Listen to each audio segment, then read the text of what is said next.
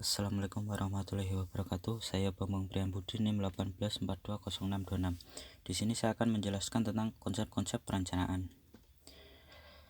Perencanaan ialah sejumlah kegiatan yang ditentukan sebelumnya untuk dilaksanakan pada suatu periode tertentu dalam rangka mencapai tujuan yang ditetapkan. Beberapa ahli memberikan pengertian perencanaan.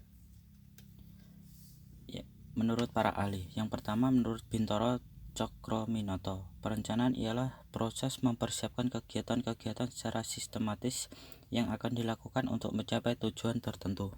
Yang kedua, Siagian memberikan pengertian perencanaan sebagai keseluruhan proses pemikiran dan penentuan secara matang menyangkut hal-hal yang akan dikerjakan di masa datang dalam rangka mencapai tujuan yang telah ditentukan sebelumnya.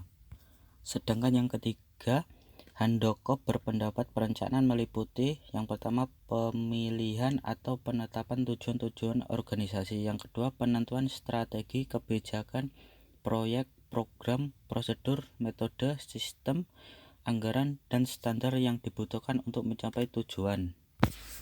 Perencanaan pada hakikatnya adalah proses pengambilan keputusan atas sejumlah alternatif atau pilihan mengenai sasaran dan cara-cara yang akan dilaksanakan di masa yang akan datang guna mencapai tujuan yang dikehendaki, serta pemantauan dan penilaiannya atas hasil pelaksanaannya yang dilakukan secara sistematis dan berkesinambungan. Dari definisi ini, perencanaan mengandung unsur-unsur sebagai berikut. Yang pertama, sejumlah kegiatan yang ditetapkan sebelumnya. Yang kedua, adanya proses. Yang ketiga, hasil yang ingin dicapai. Yang keempat, menyangkut masa depan dalam waktu tertentu. Tujuan perencanaan. Yang pertama, standar pengawasan, yaitu mencocokkan pelaksanaan dengan perencanaan. Yang kedua, mengetahui kapan pelaksanaan dan selesainya suatu kegiatan. Yang ketiga, mengetahui siapa yang terlibat, struktur organisasinya, baik kualifikasinya maupun kuantitasnya. Yang keempat, mendapatkan kegiatan yang sistematis termasuk biaya dan kualitas pekerjaan. Yang kelima, meminimalkan kegiatan-kegiatan yang produktif dan menghemat biaya, tenaga, dan waktu. Yang keenam, memberikan gambaran yang menyeluruh mengenai kegiatan pekerjaan. Yang ketujuh, menyerasikan dan memadukan beberapa subjek kegiatan. Yang kedelapan, mendeteksi hambatan kesulitan yang bakal ditemui.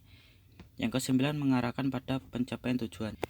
Manfaat perencanaan. Adapun manfaat perencanaan yaitu yang pertama, standar pelaksanaan dan pengawasan. Yang kedua, pemilihan sebagai alternatif terbaik. Yang ketiga, penyusunan skala prioritas, baik sasaran maupun kegiatan. Yang keempat, menghemat pemanfaatan sumber daya organisasi.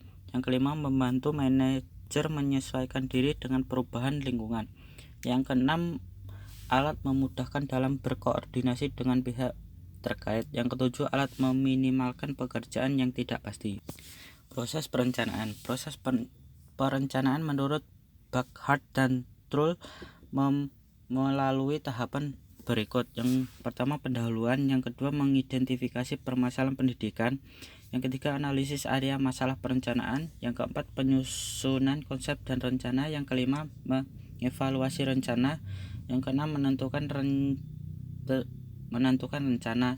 Yang ketujuh, penerapan rencana. Yang kedelapan, rencana umpan balik. Prinsip perencanaan yang baik. Yang pertama, keadaan sekarang. Yang kedua, keberhasilan dan faktor-faktor kritis keberhasilan. Yang ketiga, kegagalan masa lampau. Yang keempat, potensi, tantangan, dan kendala yang ada. Yang kelima, kemampuan merubah kelemahan menjadi kekuatan dan ancaman menjadi peluang analisis. Yang keenam, mengikutsertakan pihak-pihak terkait. Yang ketujuh, memperhatikan komitmen dan mengkoordinasi pihak-pihak terkait. Yang kedelapan, mempertimbangkan efektivitas dan koefisien, demokratis, transparan, realistis, legalitis, dan praktis. Yang kesembilan, jika mungkin menguji cobakan kelayakan perencanaan. Terima kasih.